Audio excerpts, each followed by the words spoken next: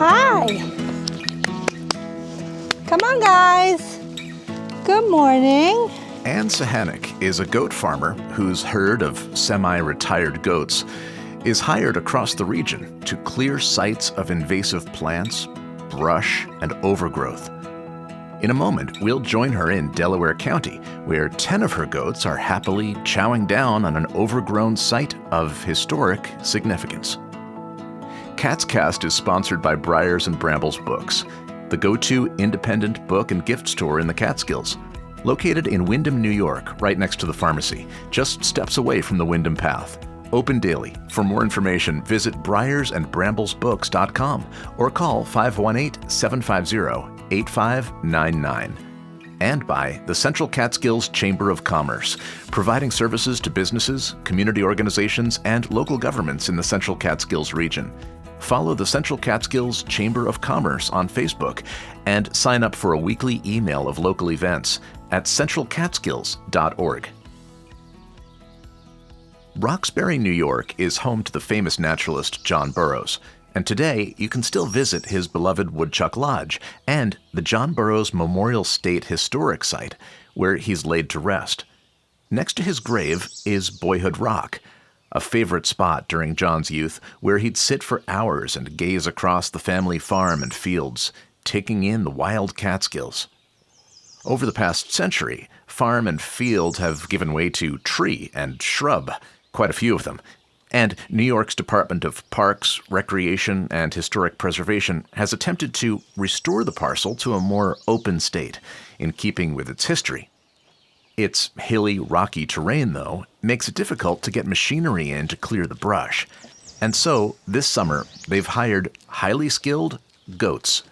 In particular, Ann Cihanek's green goats of Rhinebeck, New York. So we have had the privilege of bringing goats to this site. It's overgrown, and they're here to help clear invasives. My name is Ann Cihanek, owner of Green Goats Rhinebeck, New York.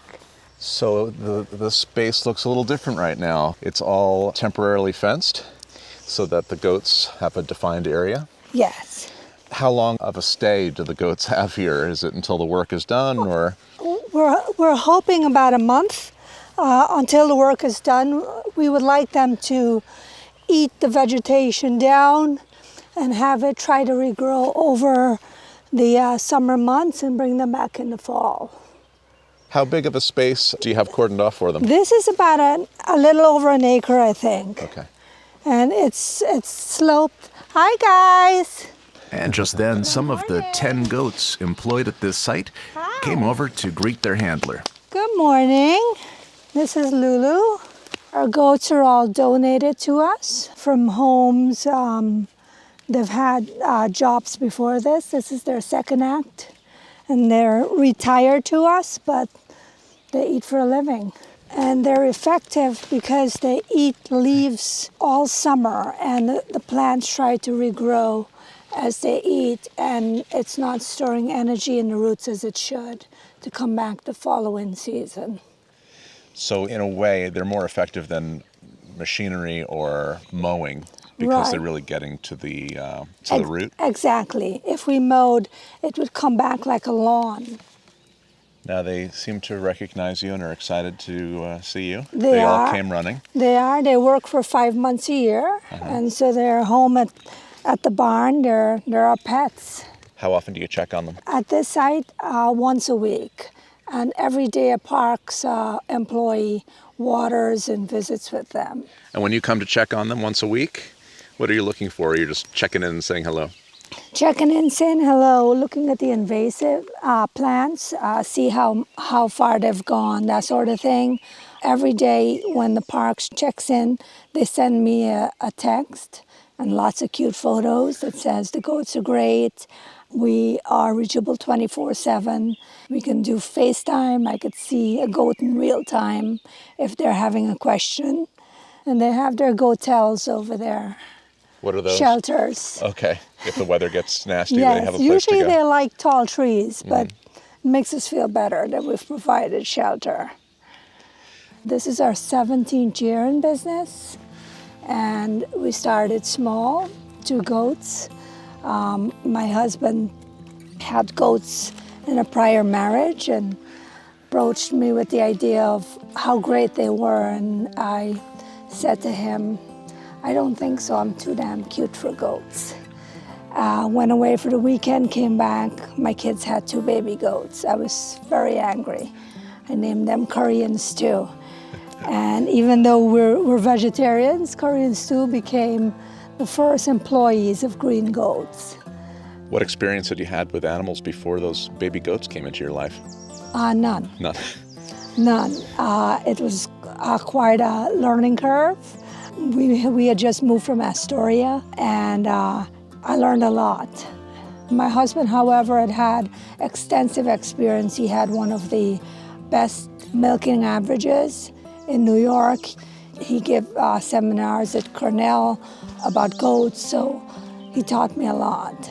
Anne obviously grew to love those goats, and it's a good thing because today the herd numbers 162.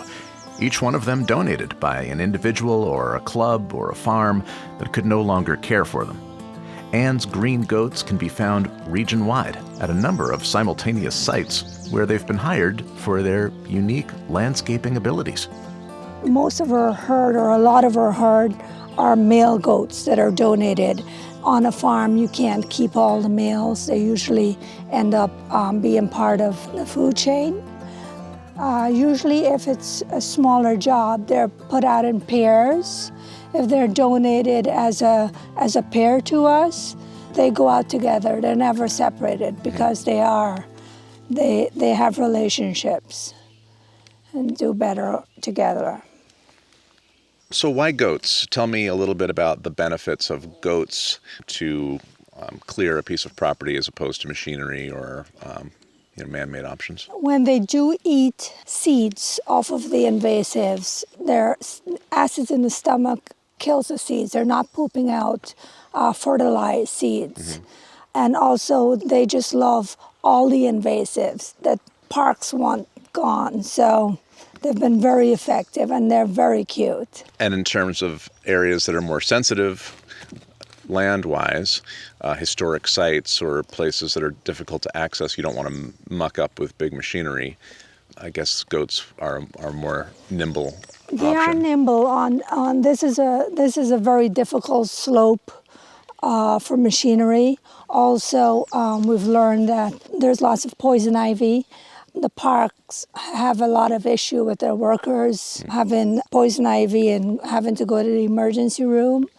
The goats are not having a problem with that. So, now we're at the John Burroughs site, and he said of goats, "Of our ragweed, not much can be set down that is complimentary, except that its name in the botany is ambrosia, food of the gods. It must be the food of the gods, if anything, for so far as I have observed, nothing terrestrial eats it, not even billy goats." Do they eat ragweed? No. No. No, he's right about that. Wow. He's right about that. So some things don't change. That's true. Anne's green goats are no stranger to historic sites. In fact, this natural defoliation business of theirs was launched 17 years ago at Fort Wadsworth in Staten Island. They had a huge problem with weeds taking over their site and the historic buildings.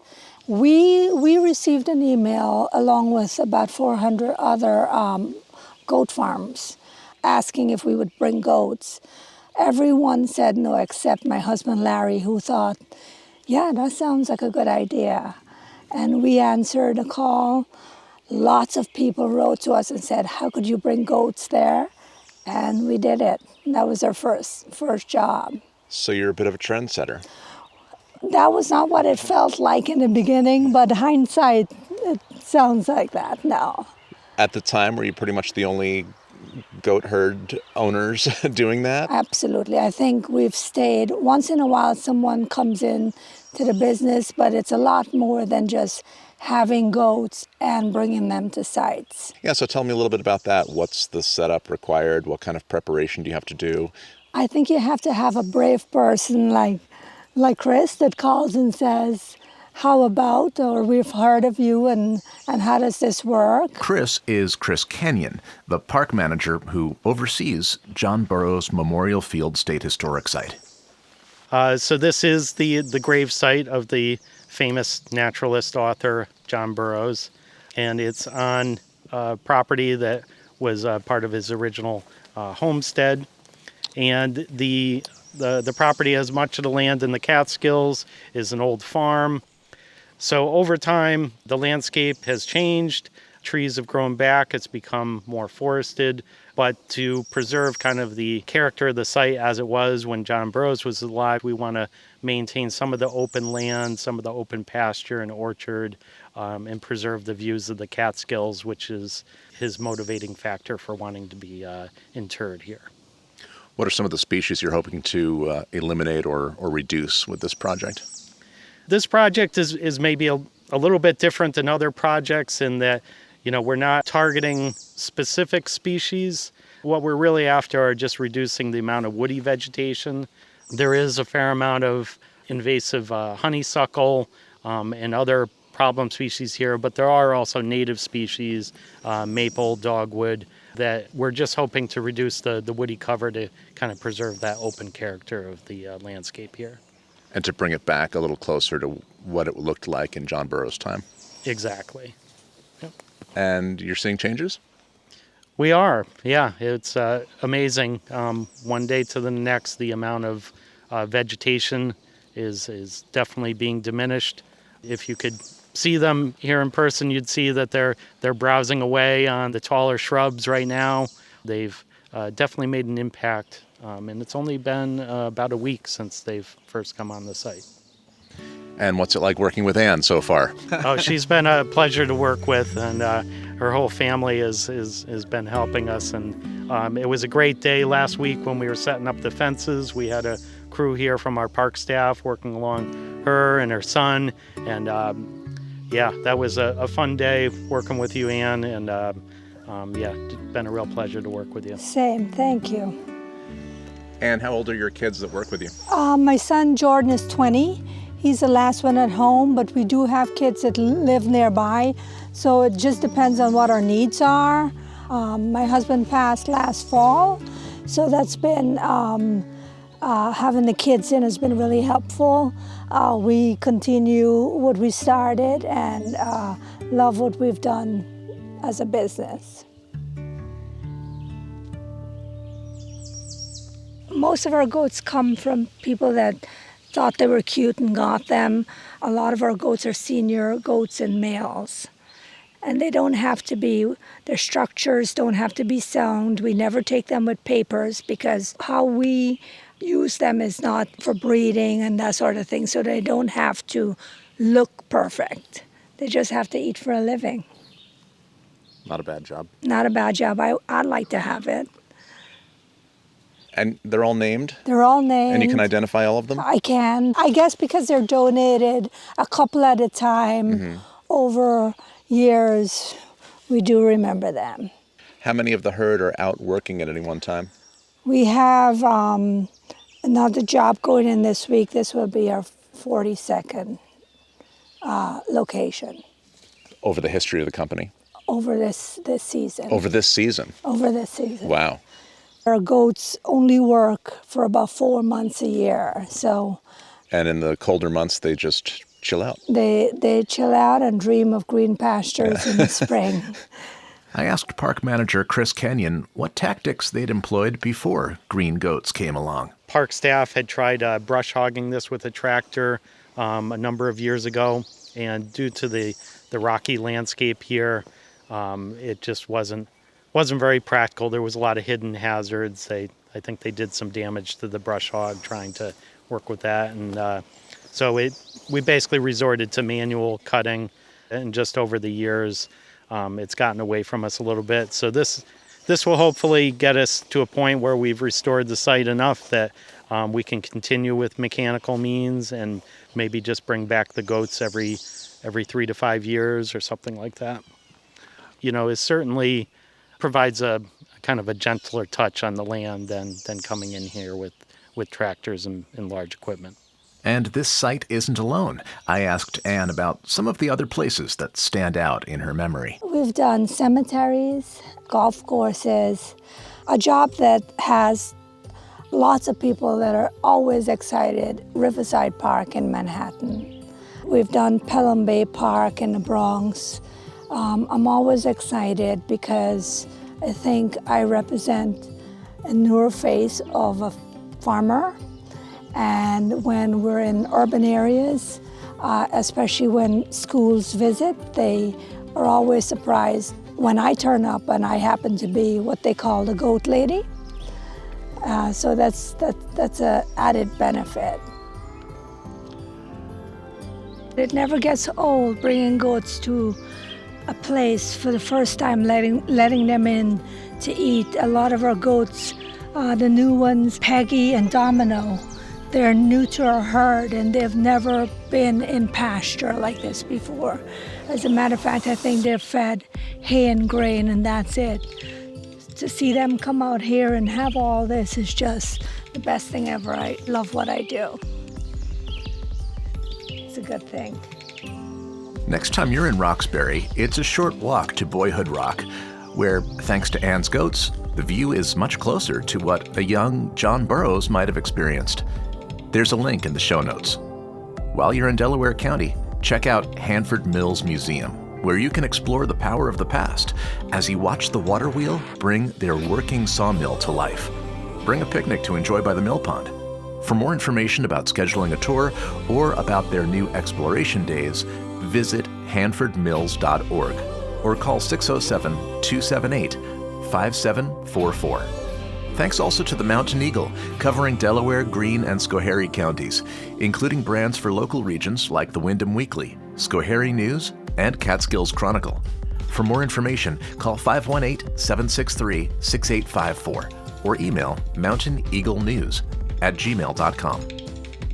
Catscast is a bi-weekly production of Silver Hollow Audio, an outpost for quality sound production in the heart of the Catskills. More at silverhollowaudio.com. If you're a fan of this podcast, please spread the word and give a rating on Apple Podcasts, Spotify, or catscast.com so more people can find us. Catscast.com is also where you can find our entire catalog of episodes, searchable by keyword and transcript text. Join the mailing list or make a donation. Until next time, I'm Brett Barry. Thanks for listening.